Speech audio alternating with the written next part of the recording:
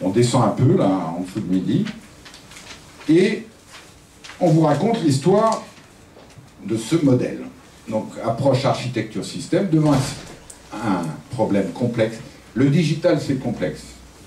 Si quelqu'un dit « Non, non, monsieur Petit, faites-moi le digital simple », vous répondez en français « Bip, bip, bip, bip, bip, bip, bip, bip, bip ». Ça, c'est digital. Ça, c'est l'essence du digital, c'est ça. C'est des bip, bip, bip, bip, bip. Bon. Dites-moi-en un petit peu plus, bah alors là, ça va être un peu plus compliqué. Donc, c'est finalement une problématique avec 8 sous-problèmes. Et on va balayer ces 8 sous-problèmes qu'il faut bien comprendre. Et tout de suite, on balaye le premier, parce qu'on est dans un monde énergie avec pas mal de techniciens. C'est les 8 technologies qui sortent sur la loi de Moore. Donc, c'est pas nous qui les avons trouvées, hein, c'est Singularity University qui fait des choses excellentes et des choses un peu plus bizarres, mais qui a sorti ces 8 technos qui sortent sur la loi de Moore. Je vous les lis en anglais. Alors, on va traduire, vous avez un problème. Donc, le computing infini, wow. Tout ce qui est les sensors, je ne sais plus comment on dit, l'impression 3D, tout ce qui est nanotechnologie, la biologie synthétique, la bionique, les robots et l'intelligence artificielle. D'accord, il y en a 8. Donc on les a revus l'année dernière, mais elles sont toujours 8, ou il y en a 9, ou il y en a 7. Ah non, c'est une question, il y en a 8. Et là, ça devient très très intéressant. Parce qu'on dit à un DG, vous avez entendu parler de la loi de Moore, ouais, peut-être un peu, surtout les informaticiens.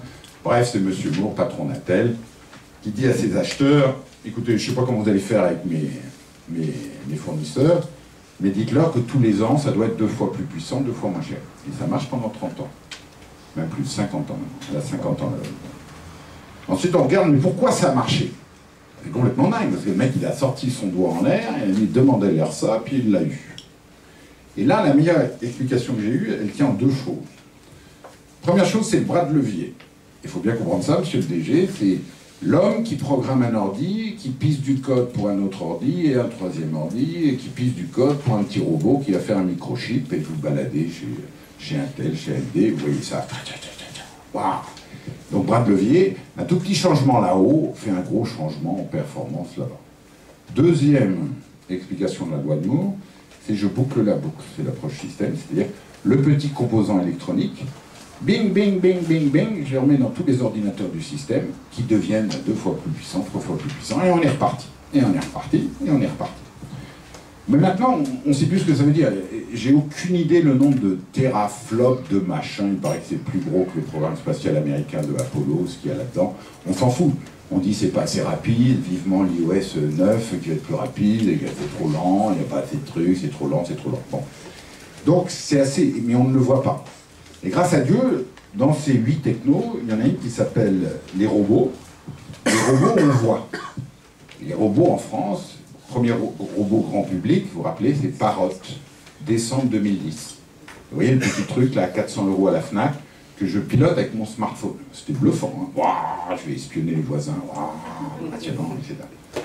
Décembre 2010, loi de Moore. Février 2012, Vijay Kunar, qui parle à TED, c'est un prof de Penn State, université, qui dit voilà, ça fait 1 an que ça a été trouvé ce truc-là, nous on est 2 fois plus puissants, 2 fois plus performants, donc il met un petit drone sur sa main, il dit voilà, c'est Autonomous Flying Machine. Donc elle vole toute seule, cette machine. Ok ? Donc j'en mets 50 dans l'espace qui est là, et je vous fais la patrouille de France qui fait des 8 dans l'air, waouh, impressionnant, ce que le pilote n'arrive pas à faire.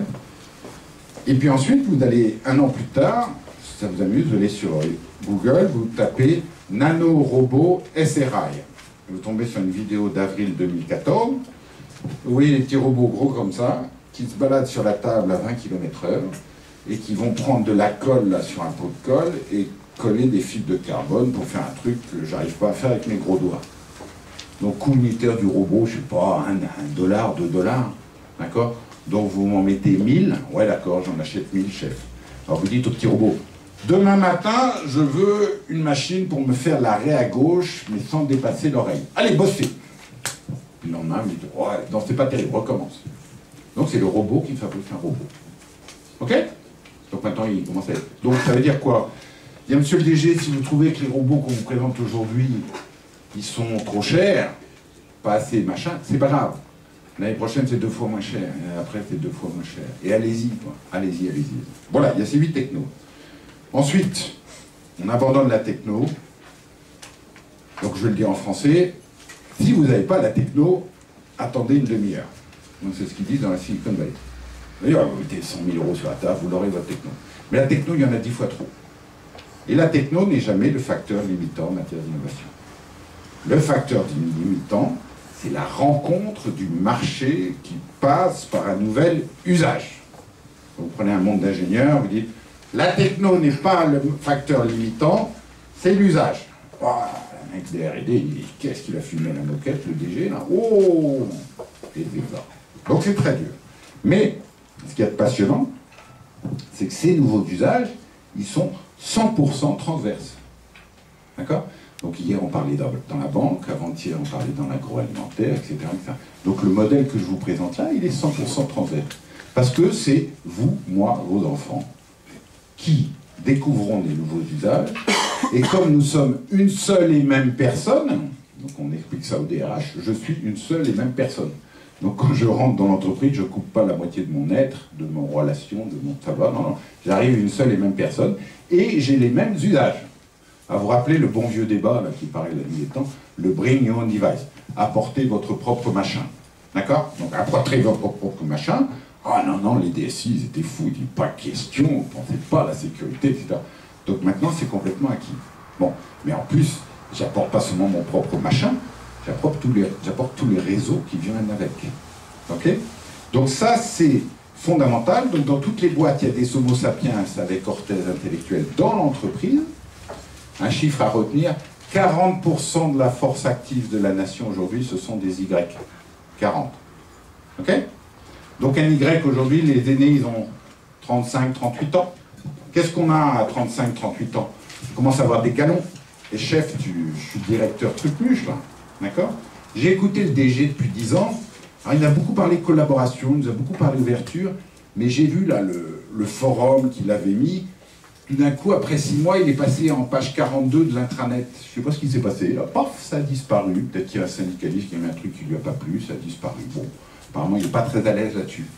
Mais moi, monsieur le DG, maintenant que je suis directeur, laissez-moi faire ça, parce que nous, vous savez, depuis que j'ai l'âge de 15 ans, je fais du Wikipédia, je fais de l'open source au niveau code, et donc gérer des petits problèmes de communauté, moi je sais faire. Vous, c'est un peu plus dur, c'est vrai, parce que vous n'êtes pas né à cette génération-là. Et ça, c'est un facteur de changement extraordinaire. Ok? Alors, c'est sûr, il y a des clichés derrière les Y, tout ce que vous voulez, mais il y a des réalités sociologiques quand même assez profondes. On passe à 2 heures, si j'ose dire, et là, on regarde 2 autres paradigmes. Premier paradigme, vous avez la collaboration de masse. Ça veut dire quoi? Les historiens, Michel Cervantes, vous racontent qu'avant, dans la collaboration humaine, il y avait un plafond de verre à 100 000 collaborateurs. Pyramide d'Égypte, 100 000 collaborateurs. Tour de Babel, ils avaient dépassé, patatras. Programme spatial américain, 100 000 collaborateurs, etc. Et puis là, bingo, on a éclaté ce plafond. Donc tous les jours, on fait de la collaboration, vous faites de la collaboration à 18 millions, 25 millions de membres. Donc, je vous donne un petit exemple. Vous voyez ce que c'est un GAPTCHA? Un GAPTCHA, vous allez sur un site sécurisé de banque, et pour vérifier que vous n'êtes pas un ordinateur, il vous crève les yeux en écrivant un truc illisible, SXH majuscule 4C43. Vous faites vachement gaffe de taper ça, une fois sur 2 vous le gourrez, il dit non, recommence. Et il y a un petit jeune chez TED, il dit ouais, salut le mec, j'ai 23 ans, c'est moi qui ai inventé le CAPTCHA. Et il dit, j'emmerde, pour parler français, d'accord, 18 millions de personnes par jour. Moi, j'ai vendu mon application, et maintenant je me dis, bon, à 23 ans, je ne vais pas rester avec cette ligne sur mon CRV, le mec qui a emmerdé 18 millions de personnes par jour. Donc il regarde autour de lui, et il voit des tas de robots qui tournent des pages pour digitaliser les bouquins. C'est l'époque où Google faisait ça en masse.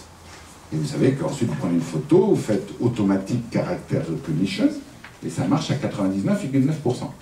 Et quand vous avez des millions de pages, le 0,1%, ça fait beaucoup de mots. Et donc il y avait des petites mains au Maroc, en Allemagne, etc., qui relisaient les mots que l'ordinateur n'avait pas réussi à lire. Et maintenant, on vous fait un double CAPTCHA. Et maintenant, vous le verrez tout le temps, vous avez toujours le AZER XB242, et ensuite vous voyez un truc copié-collé, soit un numéro de rue des fois, soit un mot en disant locomotive. vous faites vachement gaffe, vous avez AZ, XB242, locomotive.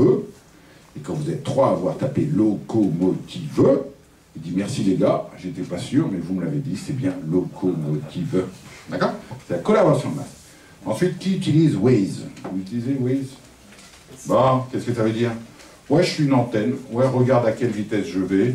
Et puis même de temps en temps, je dis, fais gaffe, il y a un flic. D'accord? Voilà. Collaboration de masse. Waouh! C'est extraordinaire. C'est-à-dire, imaginez, avant, qu'est-ce qu'on faisait? On équipait le périph' de sensors pour vous dire, Porte d'Orléans, 26 minutes. Il y avait de la techno, là, ça marchait. Et puis maintenant, ping, pas besoin de Porte d'Orléans, il me le dit. Hein. Puis même, il m'a fait tourner avant. OK?